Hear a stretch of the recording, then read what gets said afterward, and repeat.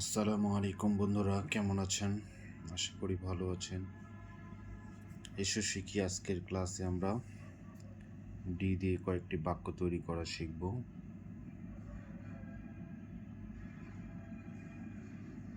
এসো শিখি, ডি দিয়ে আমরা আজকে 3টি বাক্য করা শিখব।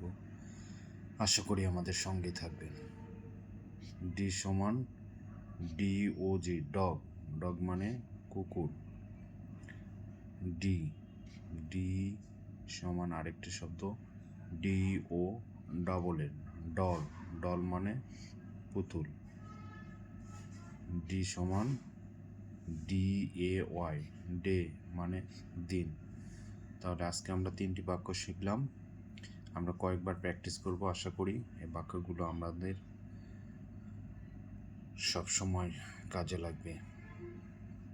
আশা করি পরবর্তী ক্লাসগুলো আমাদের সঙ্গেই থাকবেন। ধন্যবাদ।